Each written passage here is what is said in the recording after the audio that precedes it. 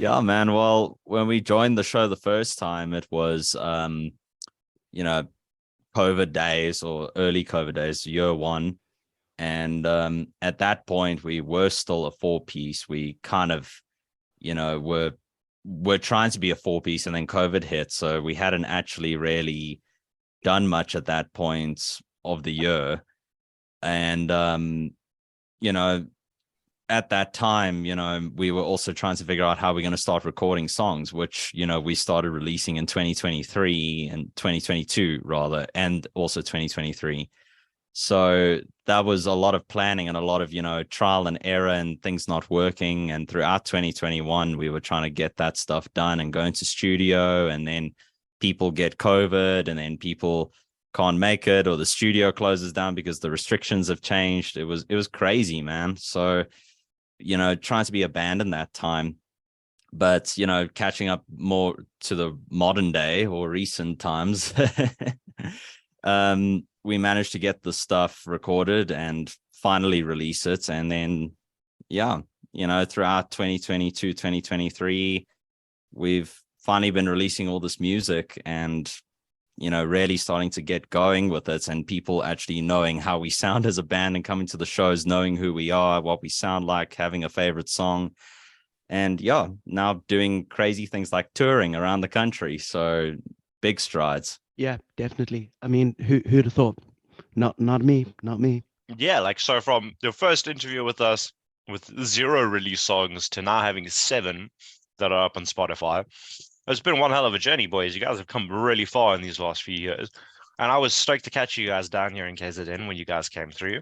I was hella impressed by your performance, boys. I've already said this to you in person, but goddamn. Shot, dude. Thank you very much, dude. And thank you for lending us your home. Definitely a needed relief to have a roof over our heads. So yeah, and also amazing company. Also tips the cherry on top. Dude, I was saying to the guys, like it was an authentic touring experience. And just for context for everyone listening, like Murray, our singer, had been away for 9 months in the UK. So we hadn't played shows for like that entire time. And pretty much as soon as he came back, we decided, or before he came back, we were planning, obviously, but we were like, okay, cool, let's go on our first tour outside of Gauteng, the province we're in South Africa, for international listeners. And we decided, let's go down to Durban in KwaZulu-Natal, which is a whole other province that we've never played. We've heard so much about it. Let's go down there.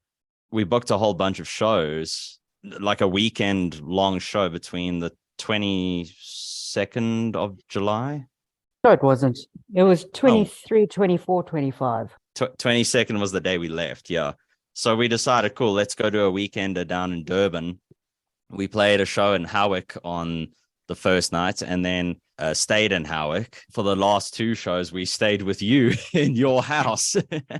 And it was explained to us only when we got there that it's like, oh yeah, we've got this, this rodent in the house, but it's very friendly. Don't stress, it won't eat you. But I was saying to the guys, it was such an authentic touring experience, because it's like you go and stay in like a motel, and like, it's like you find a rat just living there, and it's like, oh cool, we made friends with the rat. Like, how's it? Did I tell you about the crack pipe experience with Thorns? Huh? When we came up to Joburg in our accommodation, Naz and Gary found a crack pipe in one of their drawers. You actually told us that in our last interview with you guys. No. This was recently, dude. This was one of the shows that we came up to for like Vakken. This was like within the last year or so. Oh shit. So this was this year that we. Then you must have told us. Yeah, apparently Thorns has found a couple of crack pipes. Then I think it's just it just goes to show our choices. Was this when you were playing the Vakken? The qualifying round before you went to the final? But the night I came to Rumors. Yeah, I believe so. I believe that was the night we found the crack pipe. Yes, you told me that story. But for context, I think you need to tell the others. Yeah, we just have an accommodation. Now that's a true touring experience as well. It's not complete until you find a crack pipe. The bar has been set for us. That's how it goes. Yeah, no, that yeah, dude, I'd take that. I'd take the rat like over the crack pipe. I'll be honest, dude, for sure. But like touring life, For you guys, it was your first time touring. It shows the strain like that it puts on artists who tour consistently, like throughout a year. For you guys, how was that experience touring? And is it something that you would want to do constantly, to be on the road constantly? To be honest, I think it was an interesting experience to actually, go out on the road and play somewhere else. Like I said earlier, we've only ever played in Gauteng pretty much almost for the whole 5 years that we've been a band, or 5 years and a month now. It was almost like a 5-year anniversary of just like, cool, let's go try something completely different that we haven't had the chance to do yet. And it was both fantastic and very tiring at the same time. It's exhilarating to be like, oh, cool, we're playing in these new places we've never thought we'd ever play. And, seeing a whole bunch of people and friends and finally meeting a whole bunch of people that, we've known over the years of being a band who are down in Durban. But at the same time, we played the first show. That was like pretty damn awesome. And then the second night, it's like, you got to do it again. And it's like, I'm not going to lie, I was feeling so tired. I was like, how do you guys do this? Like, if you're touring, like, how do you actually do it? Like, give me a Monster or something. Well, Loz was on the Monster. I was on the coffee. Oh yeah, oh no, I was drinking plenty Monster, but I think it's different because it was our first tour. I think if we like start doing it regularly and stuff, we'll be a little bit more responsible. But because it was the first tour, we were just like, let's go. We're going mad. Braais, beers, staying out all night, just doing our thing. Let's do it. But I think if it became more regular, we would sort of know what to expect and be like, okay, cool, let's chill it down a little bit. Yeah, you would definitely learn to like pace yourself, I believe. Yeah. Like, I mean, even for like Thorns, how we would do it is a case of drive up on the day that we're playing, drive back down the following day. That shit is exhausting. I find it interesting. Like you'll see bands, like for instance, one of my favorite ones being Hailstorm. They played something like 296 shows in a single year. You are either at a venue or on the road. There's little to no in between. Like I wonder, and I know guys like Fuck Off have done it as well. There were, Mark Hayes from he was in another band. I can't, for the life of me, the band is like slipping my mind now, where they were talking about how they were just on the road constantly. And I don't know if I would cope. I honestly am not sure. I would have to experience it first. Oh yeah, for sure. Me too. I think when you get to like Hailstorm level and stuff like that, you've got buses. So you just play a show and you go into your bus and you go to sleep. And then you get your full 10 hours sleep, probably even 20 hours sleep. And then you play an extra kind of thing. I actually didn't even consider the bus laws. I'm going to be honest with you. Like that's a damn good point. But I mean, yeah, it's not ideal. It's not a bed. It's moving, but it's still a place to sleep kind of thing. But I mean, for us, what we do is, yeah, you drive there, you play the gig, and then you got to tear down, and then you do stay there and socialize and drink for the rest of the evening, and then 3:30 in the morning comes, and it's okay, cool. Let's go to bed, guys. Let's go home. No, it's crazy. It's crazy. Murray is obviously going to be in and out of the country, and I have to give you guys credit for actually sticking through it for 9 months with having a member overseas and consistently practicing and keeping it going, because I honestly have a mad respect for that. How was that for you guys? Like, were you guys in contact with Murray? Like, hey, we came up with this. Or was Murray also sending you guys ideas and you guys were working over them over those platforms? How did you guys keep in touch and keep it alive and keep things moving? So yeah, while I was over in the UFK's old publand, it was pretty much really challenging, not only just to keep the band going, but also just to keep in contact as friends. I felt like definitely we managed to keep coming up with ideas and sending them through to each other, keep the behind the scenes going with content. I know Matt and Loz were working behind the scenes quite a lot, especially this side back home in SA. And really, they kind of took the mantle and ran with it. I don't think there are many bands who would be able to stick through what trials and tribulations we've been through. But yeah, these guys have been really good. Yeah, it's just been really awesome to have that communication and the common goal. We just want to continue making music and continue being a band, which is really cool. Yeah, well, like Murray said, we just kind of decided, well, we've recorded all these songs and they were finally ready for release just before he left. And we decided, well, we may as well start releasing the first one, like, was it like, I think 3 months before he left. And then we decided, let's drop one a month. So we dropped 3 by the time he'd left. I think he might have left just before or after the third one came out. And then we just kept that stream going, you know, one every month or 6 weeks or something like that, and just kept it going on into the new year. And throughout, we just decided, okay, we're just going to keep the socials running. We're going to promote them as much as we can. We're going to make sure people know. All this time we've been saying, hey, you know, big things coming, guys, that there's something to show for it. Turns out people really dig the songs, and people kept saying, you know, the more active we were and the more songs we released, they're like, when's Murray coming back? Are you getting a new singer? Are you guys still busy and stuff? And you have to kind of give them the same thing of, yeah, Murray's still part of the band. We've still got the same singer. We're just in a bit of a you know, break period in terms of physically being together and playing shows and writing, but we are still very much active and a band.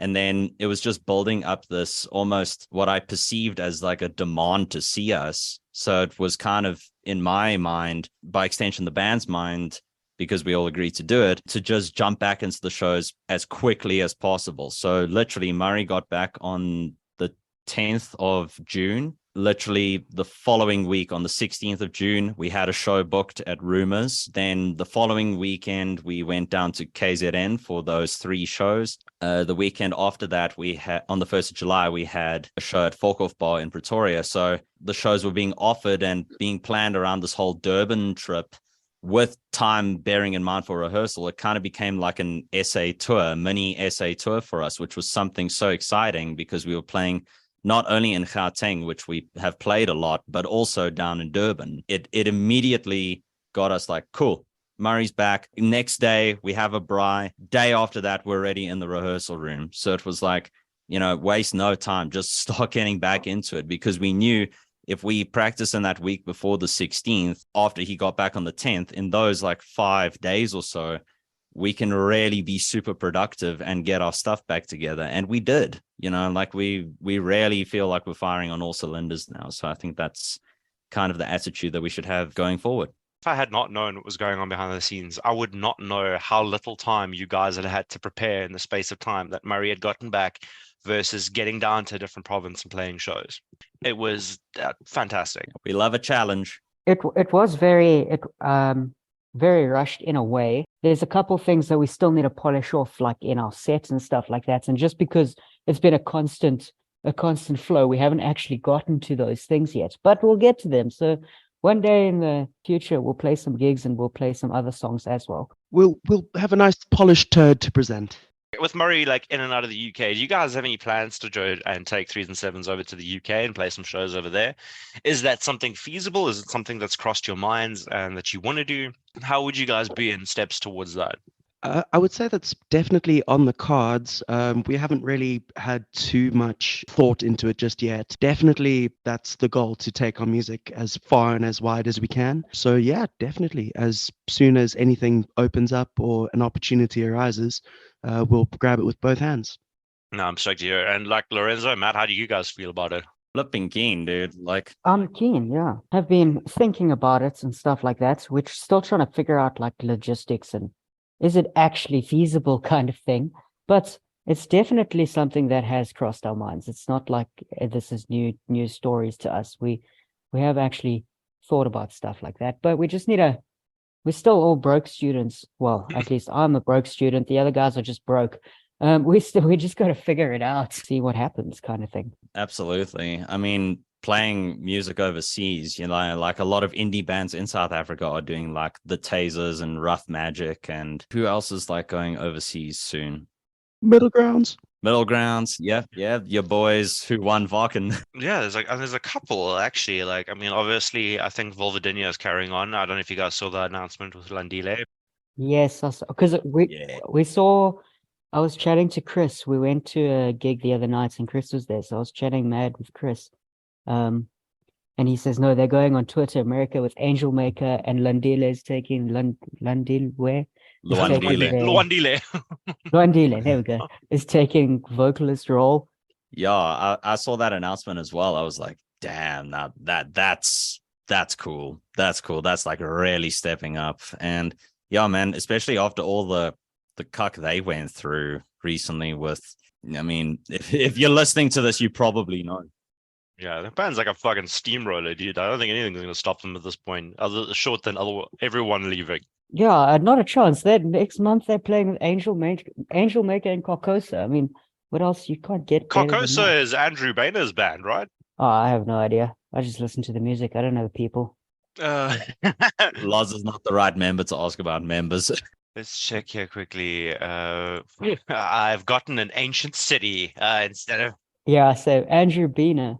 Yeah, Boehner. he's a YouTuber actually. A damn interesting one as well. Yeah, he's got a really cool fucking YouTube channel. And then Johnny, the other dude, is also really fucking funny. I would highly recommend checking them both out because they're actually hilarious and not just talented musicians as well. It's pretty fucking funny. We love a band with banter. The two of them are like responsible for like a good segment of online metal memes, actually. Like Zavleg always posts. yeah, pretty much. Yeah, like so in terms of going over, I know I've like the Rough Magic guys, they have the most batshit story of getting over to play overseas. Absolutely bizarre. I'm glad you guys don't have to do that. You guys posted something about that, I think. You guys Yeah. posted about that story where they were pretty much lying about their EPK or whatever. Like, oh, yeah, we're playing here and here and here. Turns out they're not playing anywhere and they're just trying to shoot in the dark and see who will take the bait. And it Yeah. worked. They've got a whole bunch of shows and like a legitimate touring agent. So that's it, kids. You want to make it far? You gotta lie to your fucking teeth. Fake it till you make it, bro. Pretty much, dude. And like it was genius because it worked out. Like it had the potential to go so wrong, but it worked out so well for them. Yeah, man. And now look at them now. Yeah, I got a shitload of respect for the Rough Magic guys. Seem like, guys that really want to stand up for the right thing, do the right thing, and just, do all the crazy things that we dream about with music. And that goes for all the other bands too. So if we could one day, coming back to the earlier point, which we went on a bit of a tangent, if we could end up doing something like that for our band, that would be absolutely incredible. So yeah, definitely it's on our minds to play overseas. It's just now, how do we get there? Have you got any more songs in the pipeline that are working out? I've actually am not 100% sure if I've seen anything that's like on the cards. I know you guys generally do a really good job of hyping songs up prior to the release of them.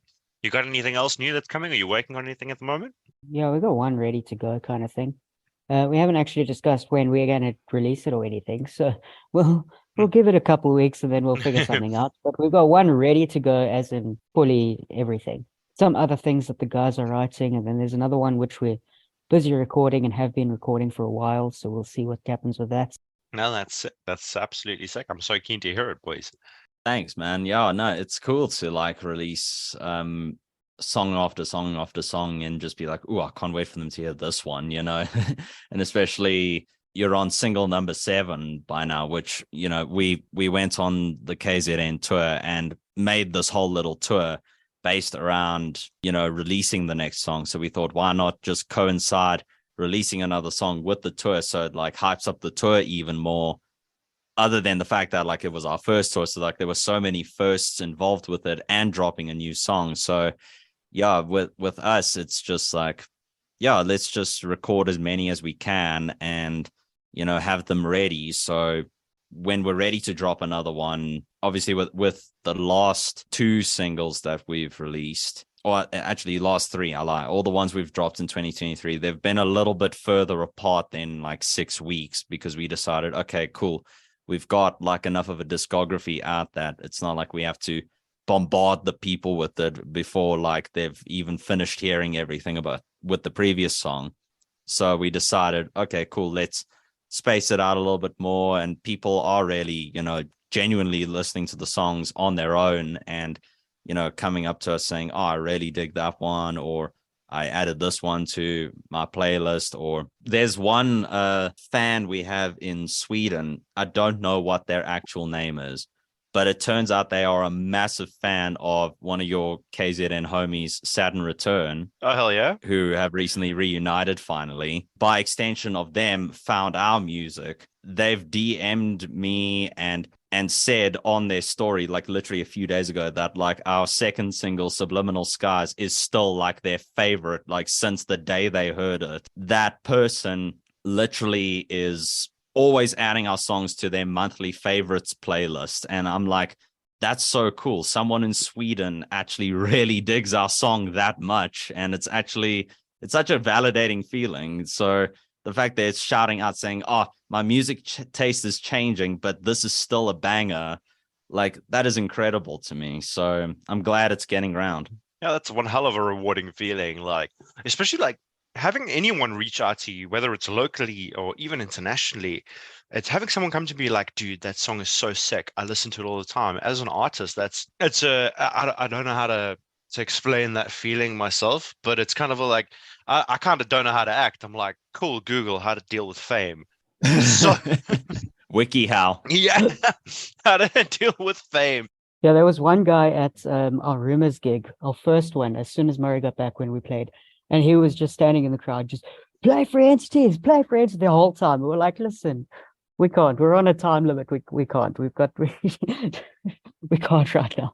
But yeah, that was the first with that one. That one was also a first. Oh yeah. And then there was it might have even been the same guy. It's Victor from the band Amberlight Choices. We were playing I'm Done, which was our third single, and also kind of the one that was actually our first ever radio hit. It got to number 4 on the Mix FM SA Top 40, which was also a really big deal for us. But clearly it's a song that sticks in people's minds and they remember the lyrics of it so easily, because when we were actually playing that song at the same Rumors gig, I look up during the chorus and this guy's like shouting the I'm done. I'm like, yes, it's working. Nice. Once again, you got to add that Google search there, dude. You have it ready whenever someone approaches you. You got to quickly like brush up, have it as a cheat sheet how to deal with fame.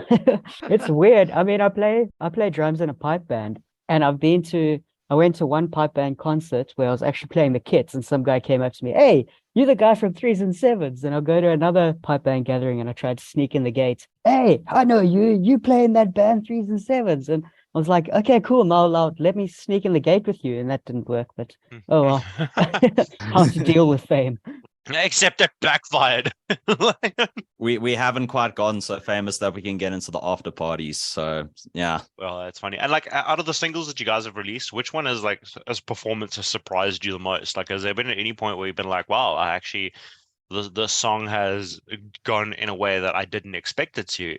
Has that happened at all, or not so much? I would say any support is quite surprising, but that might just be my own personal view on things. Jesus. But yeah, yeah, no. It's been really cool to see the reactions to the different songs. Especially, I think it was Free Entities did really well for us, which was at least personally a little bit out of left field, but it's one of my favorite songs to play, and so it just adds to it. It makes it even more special, I guess. When we released Fatal Attraction, I was like going onto Spotify and you could just see like 700 monthly listeners. You're like, Jesus, okay, how to deal with fame. Like, yeah, and you can joke about it all you want as well, but like 700, like even now looking at it, it's 656 monthly listeners. That's impressive, lads. Like people get so caught up in the 1.5 million or 500,000, but as an artist who's like doing their best to do with whatever they got, like 700, just about 700 listeners on a monthly basis is a lot of people. It is, but then the crazy thing is when you go into Spotify for artists and you see all the countries, and it's not just fucking Joburg, it's Switzerland, Sweden, Norway, just everywhere. It's like, damn, okay, that's pretty cool. Yeah, I mean, like, to give you context, we as Thorns have 22 monthly listeners. You guys are fucking smashing it, dude. Like,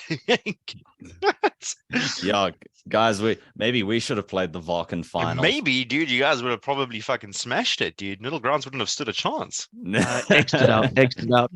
Middle Grounds are fucking amazing. Yeah, listen, dude. Carl Butter is on some other level, and he plays in not just Middle Grounds as a hardcore metal band.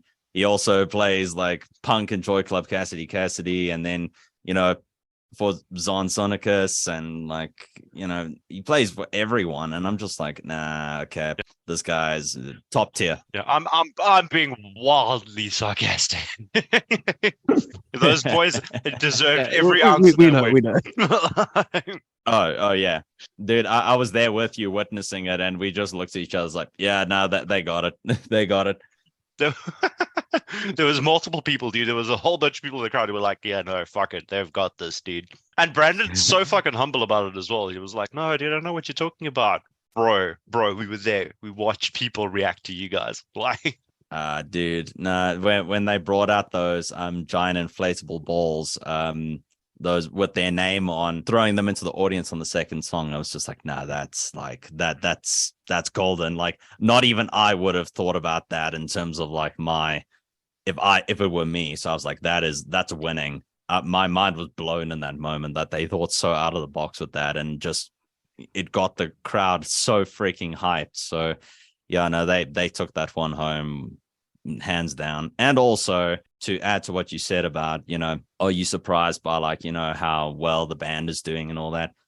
Something Brandon said in one of your previous episodes of, own your shit, dude. Like, be proud of the stuff that you do, stay humble, but be like, yeah, you know what? I work hard. I know how much time and effort I put into my music and the band and the rehearsals, and how long it actually takes to build something up. In their case, it's been like this super quick, progression, and that's amazing. But I just thought, when he said that, I was like, that really resonated with me. So yeah, you guys have guys on this podcast who just drop pearls of wisdom all the time. Dude, I've learned so much. That's actually what Sludge Underground is about. I'm not here to talk to learn, or to, just give a platform to speak. I'm here to sponge and learn everything that I can. You're a sponge, Harry. You're a Harry. Every time I hear that sound, I can't get over that. I'll put my dick in the owl. What? I'm surprised you didn't name your rat Scabbers, I'll be completely honest. Oh, it's because it's a female and it's not a fucking pedophile. Yeah, no, definitely, yeah.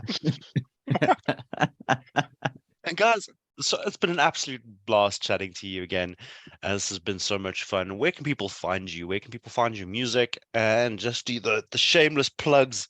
Yeah, well, we're on Spotify, Apple Music, Deezer, Bandcamp, all those major music platforms, YouTube as well. We've actually got some really cool music videos and visualizers by our friend, Not Russell Crowe Productions. And the artwork was done by our good friend, Kayla at the K Collective.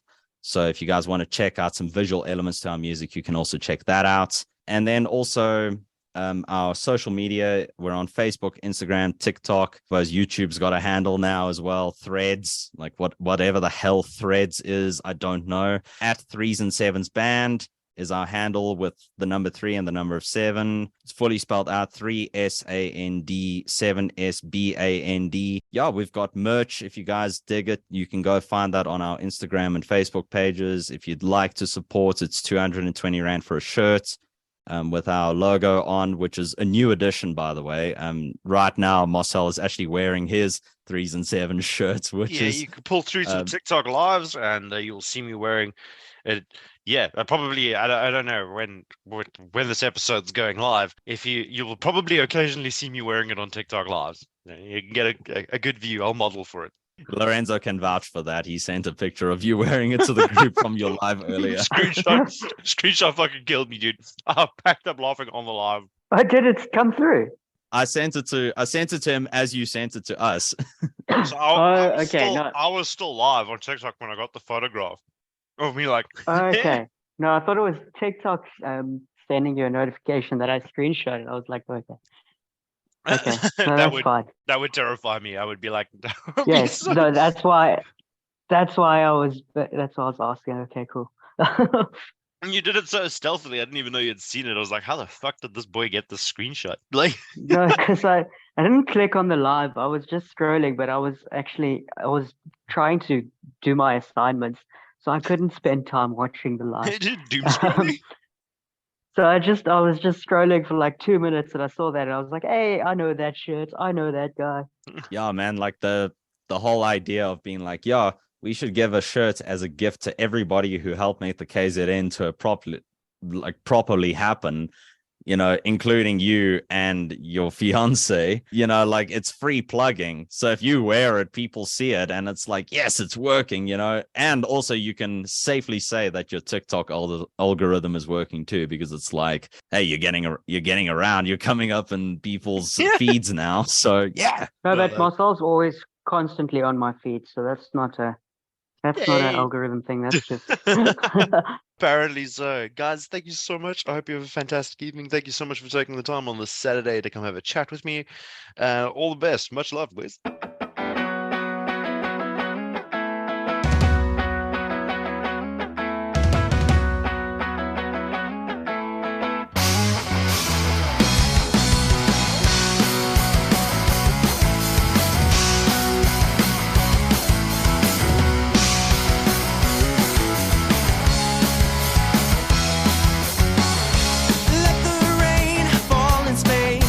Just don't go in haste.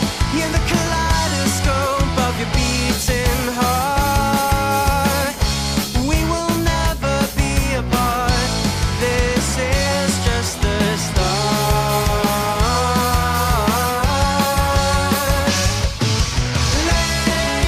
Wait for the sun to rise, like the moon falls from the sky.